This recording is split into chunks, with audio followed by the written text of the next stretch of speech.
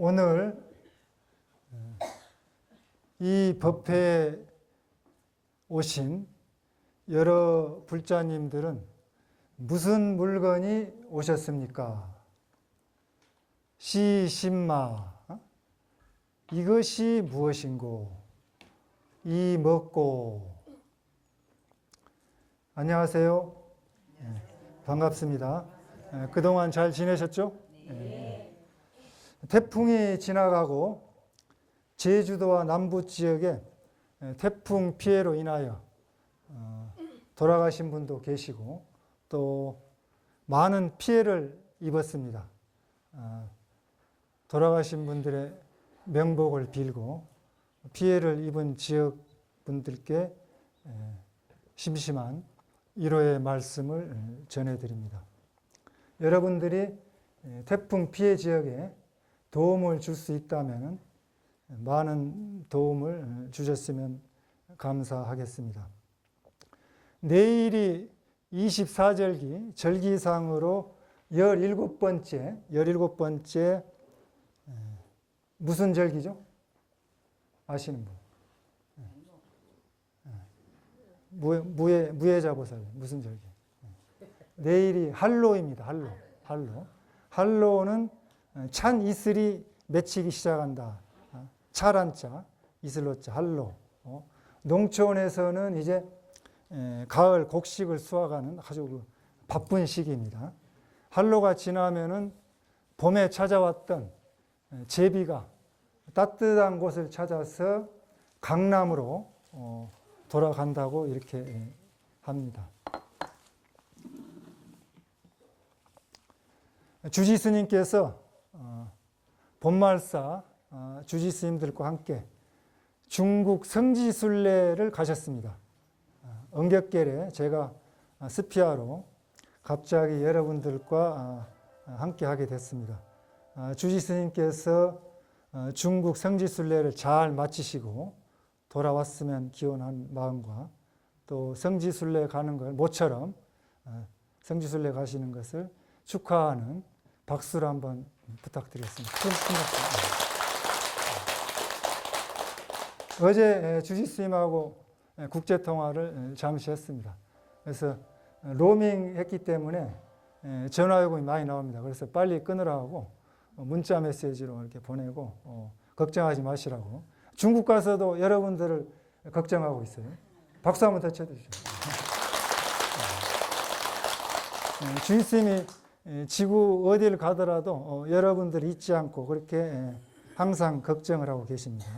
우리 보강사 불자님들하고 저는 전에 초파일 법회도 한번 인연이 됐고 또 정기법회를 통하여서 몇 번 만난 적이 있습니다. 기억을 하시는 분들도 계실 겁니다. 최근에는 작년 봄에 우리들이 인생을 살아가면서 도대체 행복이란 무엇인가 하는 그런 질문에 부처님께서 하신 안경의 말씀을 가지고 한번 살펴보았습니다. 지난 시간에 말씀드렸던 그 행복에 관한 말씀을 되새겨 보면은 어리석은 사람을 멀리하고 어진 사람을 가깝게 하십시오. 또 존경할 만한 사람을 존경하십시오. 자신의 분수에 맞게 생활하십시오. 또 공덕을 쌓으십시오. 바른 서원을 세우십시오. 널리 배우고 박학해서 전문 기술을 습득하고 익히십시오. 변제와 언변에 뛰어나게 하십시오. 남에게 많이 베풀고 보시를 하십시오. 이치와 사리에 맞는 행위를 하십시오. 또 부모님을 잘 모시고 섬기십시오. 아내와 남편, 자식을 사랑하십시오. 일에 질서가 있게 하여 혼란스럽게 하지 말게 하십시오. 비난받은 일을 하지 마십시오. 남을 존경하고 존중하십시오. 겸손하십시오. 만족할 줄 아십시오. 매사에 감사하고 모든 일에 감사하십시오. 참고 인내하십시오. 정직하고 온순하십시오. 수행자와 스님을 칭견하고 공부하십시오. 또 이치에 맞는 논의를 하십시오. 거룩한 진리를 공부하십시오. 열반의 경지를 실현하십시오. 세상 일에 부딪혀도 마음이 흔들리지 않으십시오. 안온하고 평안하시옵소서. 이와 같이 부처님께서는 알기 쉬운 우리들이 일상생활에 나가는데 아주 상식적인 말씀으로 여러분들이 다 들으면 다 유치할 정도로, 3살 먹은 애들이 알 정도로, 초등학생도 알 정도로 쉬운 말씀으로 가르치셨습니다. 그러니까 행복하려면 어떻게 해야 돼요? 여러분들이 분수에 맞게 생활하시고 또 남을 존중하고 존경하고 가족을 사랑하고 그런 우리들이 일상생활에 나가는데 상식적인 윤리생활 또 상식적인 그런 그 경제생활 그러한 것들을 편안하게 누구나 실천할 수 있는 말씀을 했습니다. 그럼에도 불구하고 왜 불행하느냐? 우리들이 다 아는 이야기지만은 실천을 못해서 그래요. 그렇죠? 실천하기는 참 어렵습니다.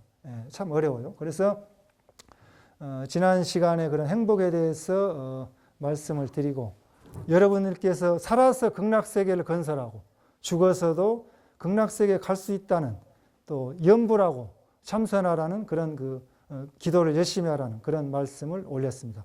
오늘 이 시간에는 우리들이 절에 다니는 불교 신앙의 목적이 도대체 무엇인가? 목적. 또 우리들이 믿고 실천하는 불교 신앙의 참 뜻, 대의가 무엇인가 한번 살펴보기로 하겠습니다.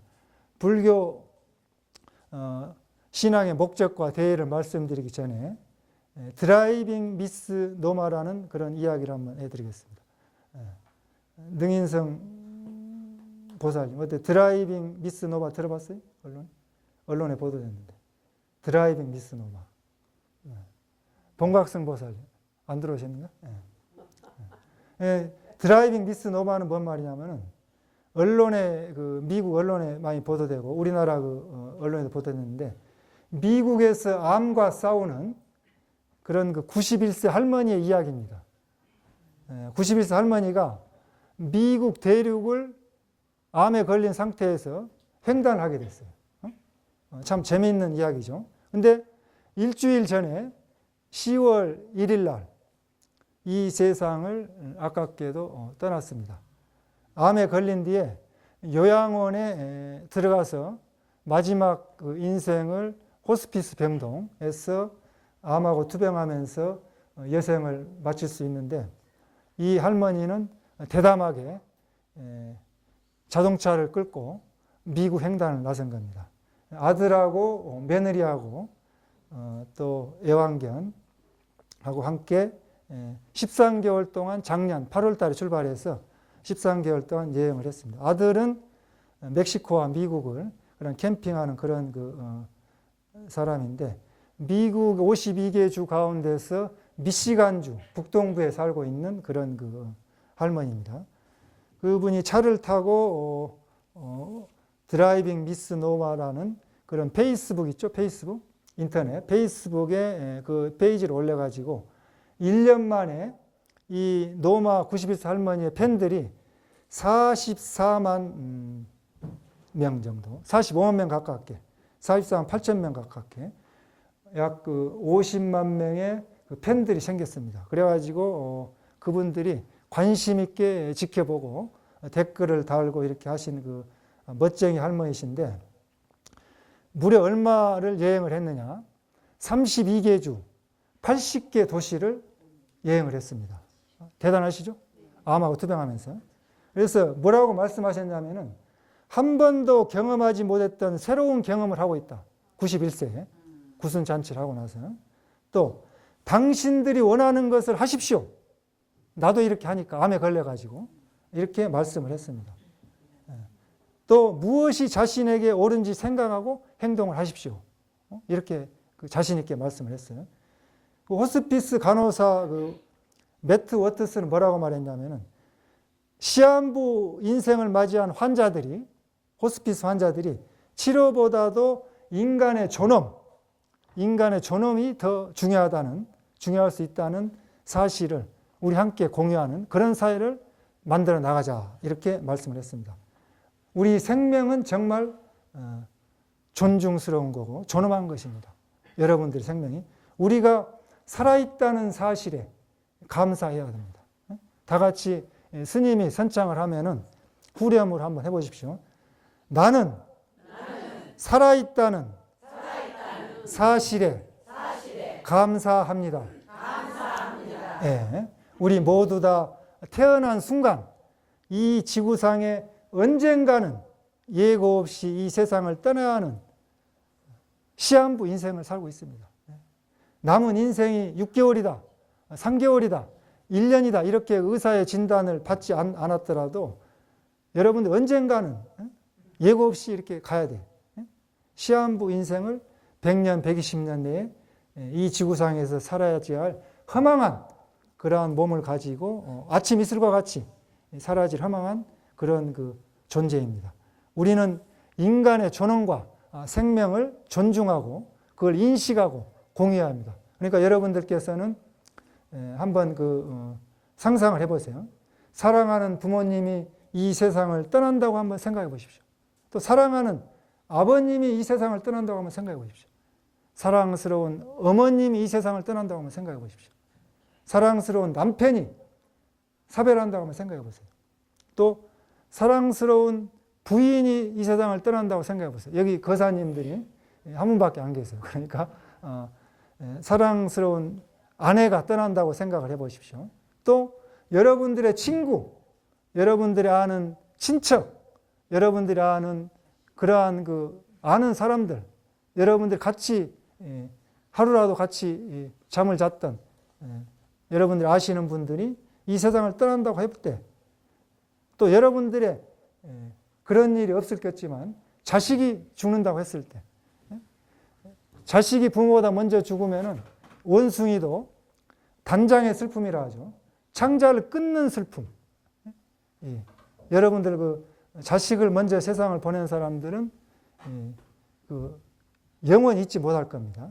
근데 부처님께서는 그런 슬프고 헤어져야 하는 죽음의 사별의 순간을 미리 깨달으시고 다시는 얼굴을 볼 수 없다는, 만날 수 없다는 것에 마지막 만남의 그 괴로움을 슬퍼하시고 이 인류의 죽음, 인류 70억 인구가 몰살되어 가고 있다는 사실을 3000년 전에 깨달으시고 출가를 하신 겁니다.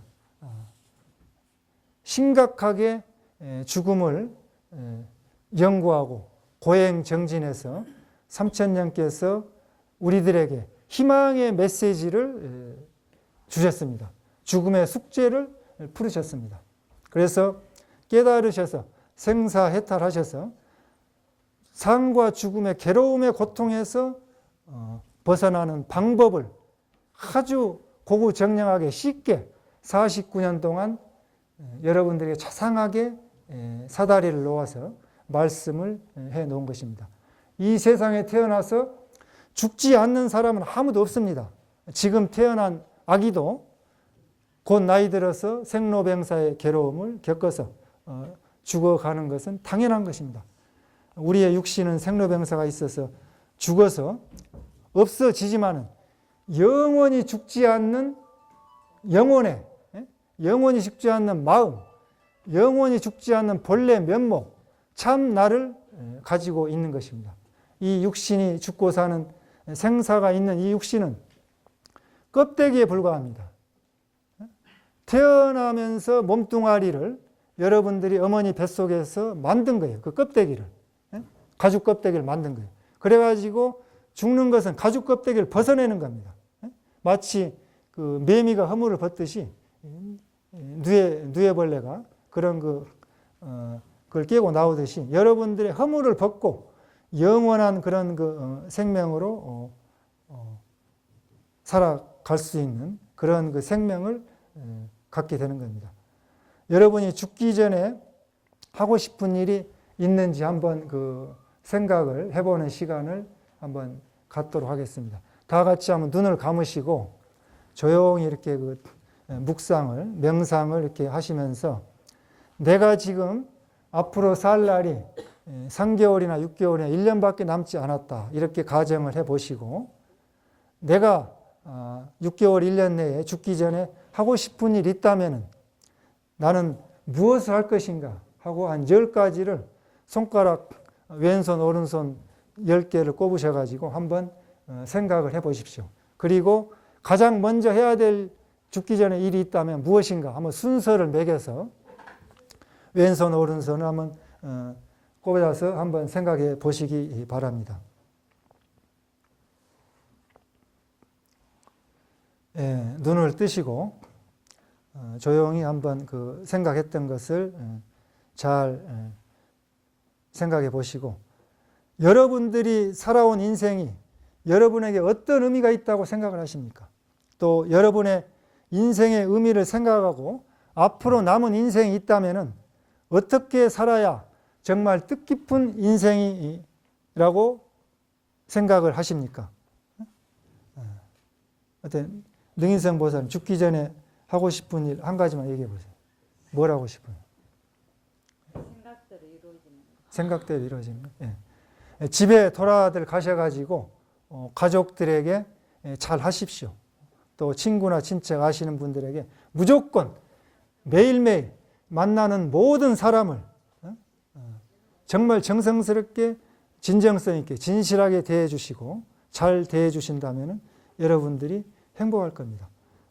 우리들이 절에 다니면서 믿고 실천하는 불교 신앙의 목적이 무엇입니까?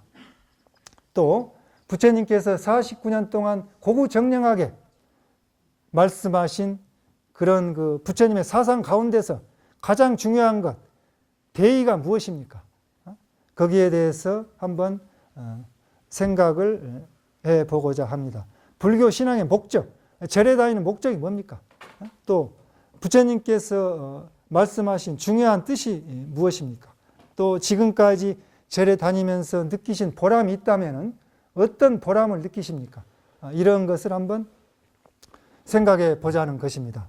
여러분이 절에 오셔서 복을 빌고 소원을 성취하기 위한 기도, 기복, 기도 신앙도 정말 중요합니다.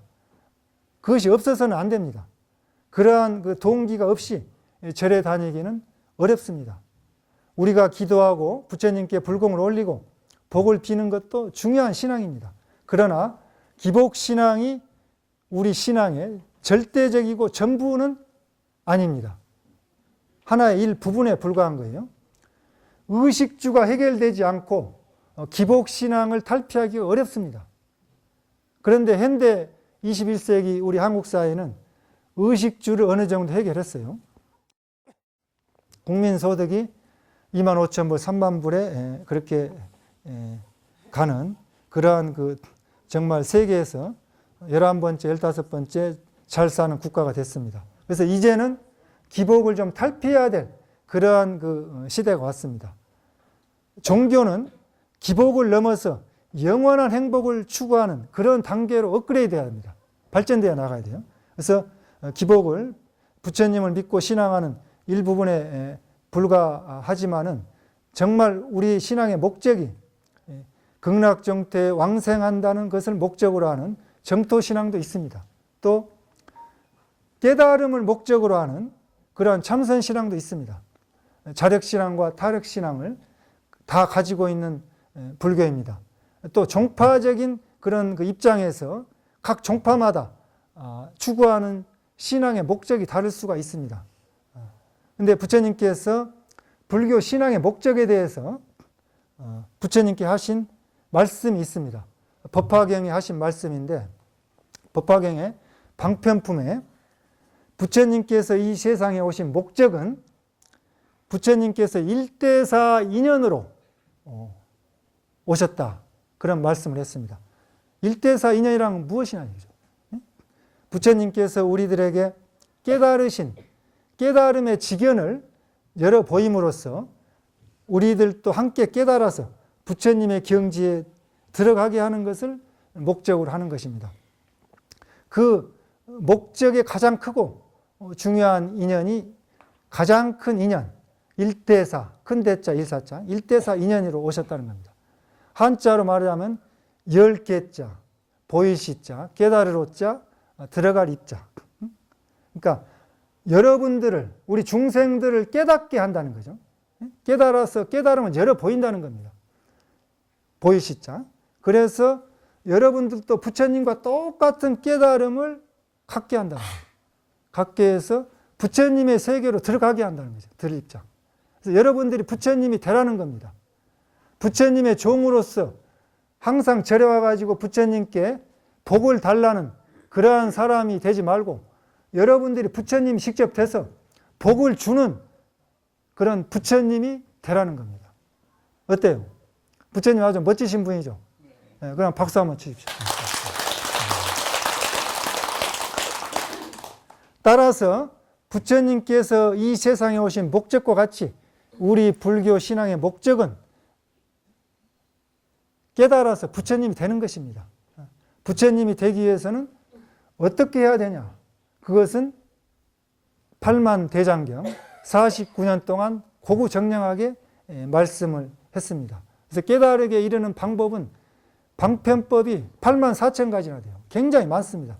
그래서 깨달음을 얻는 방법론이 불교의 대의입니다. 중요한 겁니다. 그래서 우리가 부처님의 그런 그 말씀의 큰 대의를 쉽게 한번 살펴보는 시간을 가지면은 가장 그 팔만대장경을 알기 쉽게 한마디로 말하는 그 말씀이 뭐냐면은 중선을 봉행하라. 중선을 봉행해라. 중선을 봉행하고 제약을 막자가라. 또 자정기심하라. 자정기심하라. 이것이 불교다는 말씀을 했습니다. 그러니까 나쁜 일 하지 말라는 거예요. 나쁜 일. 제약을 막자. 나쁜 일 하지 말라는 거예요. 또 착한 일을 하라. 착한 일을 받들어서 행하라. 또 여러분들의 마음을 청정하고 맑게 하라. 이것이 불교라는 거예요. 이 세 마디. 아주 간단한 말입니다. 간단한 말인데 누구나 알고 누구나 쉽게 이해할 수 있는 말이지만은 정말 실천하기는 어려운 그런 그 말씀입니다. 그래서 이 불교의 대의는 한번 같이 한번 따라해 보시죠. 제약을 막자가고 중선을 봉행하라. 자정기심하면 시제불견이라. 그러니까 나쁜 일 하지 말고 모든 나쁜 일 하지 말고 모든 착한 일을 받들어 행하고 내 마음을 맑고 청정하게 해라. 이것이 부처님의 말씀이라는 겁니다. 그러니까 부처님께서 아주 쉽게 한마디로 말했고 또 선종에서 하신 말씀은 무슨 말씀을 했냐? 우리 그 대한불교 조교는 선종이니까 한마디로 아까 처음에 스님이 여러분들에게 이 법회에 참석하신 여러분은 무슨 물건입니까? 무슨 물건이냐는 얘기죠. 이 한마디로 이것이 무엇인고 이 먹고로 한마디로 표현한 겁니다. 이 먹고. 그러니까 여러분들이 이 법당에 앉아 있지만은 연세들이 60세, 70세, 80세, 90세, 50세 다 틀려요. 그러니까 이 세상에 오셔서 이 법당에 앉아 있기까지는 40년, 50년, 60년, 70년 걸렸다는 얘기죠. 이 법당에 앉아 있어요. 근데 이 몸뚱아리가 내가 아니고 이 몸뚱아리를 움직이고 다니는 그 참 나가 무슨 물건이라는 겁니다.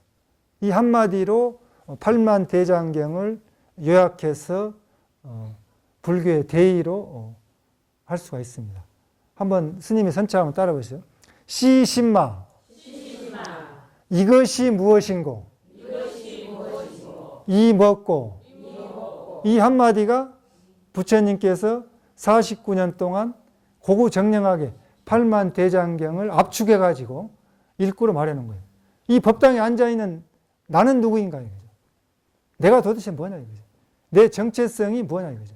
몸뚱아리를 할 수 없고 호적상에 이름을 말할 수도 없고 누구의 아내라고 부인이라고 누구의 엄마라고 얘기들 하는데 그런 그 이 세상에서 말하는 그 내가 아니고 부모로부터 태어나기 전에, 부모로부터 이 몸을 받기 전에부터 존재했고, 언젠가는 죽어서 저 세상으로 가야 하지만은, 언제 죽을지도 모르지만은, 가는 그 내 자신은 누구인가, 이것을 말씀을 하신 겁니다. 이 숙제를 풀어야 되는 겁니다. 그래서 그 푸는 방법에 참선 수행법이 화두를 참고해서 들어가는 겁니다. 한국 불교의 임재 과나 선맥을 이은 이 시대 한국 불교 최고의 선승으로 큰 스님이 계시죠. 누구십니까? 아시는 분. 송당 큰 스님. 송당 큰 스님께서 이 보광사에서 깨달음을 이루셨습니다. 그래서 이 한국 불교 최고의 선승, 지금 당대에 살아계신 최고의 선승, 78대의 부처님으로부터 78대 선맥을, 임재 가나 선맥을 이은 송당근 스님의 오도성지입니다. 그 깨달음의 오도성이 이 법당 앞에 주련에 쓰여 있습니다. 한번 따라해 보실까요?